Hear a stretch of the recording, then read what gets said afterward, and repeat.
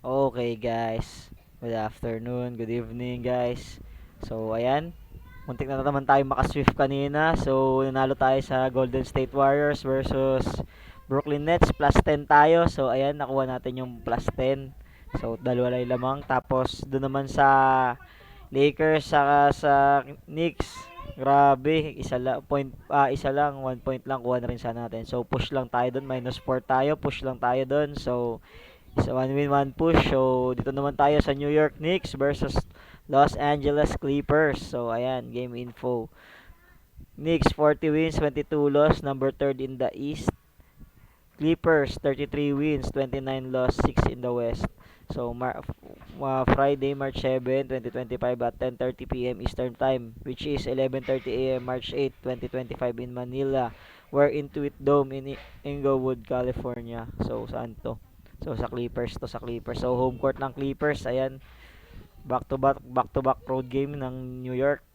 So, spread, New York Knicks plus 7.5, Clippers minus 7.5, over and under 220. So, Clippers injury, health and availability, Norman Powell out, Ben Simmons out.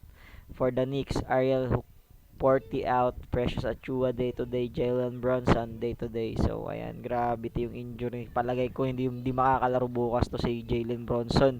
Bukas pa lang sasakit ng gusto to. Grabe yung naging injury niya kanina, nabaliad siya. So, ayan.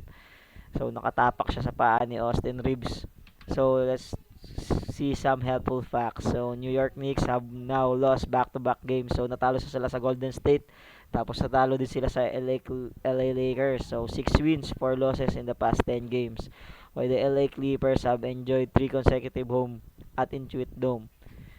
The Clippers triumphed 144-122 when they last played the Knicks. The Clippers have won 4 and lost 6 of their last 10 contests. So ayan, kitang-kita naman natin, nasa momentum ang Clippers, while the Knicks 2 consecutive loss, tapos nawala pa si Jalen Brunson, yung kanilang star. Tapos yung moral nila, pakiramdam ko mababa ngayon. Natalo sila sa overtime, tapos nawala si Jalen Brunson, tapos pakiramdam ko pagod na pagod din sila ngayon. So for me, Clippers -7.5. Bakit? So ayan, yun na nga, nasabi ko na nga. Pagod yung New York. So back to back 'yan. Tapos overtime pa yung laro kanina. Tapos number 2, medyo mababa yung moral nila ngayon dahil si Jalen Brunson na injured, yung star player nila na injured. While the Clippers, ayan, healthy si Leonard, healthy si Harden, makakalaro sila parehas.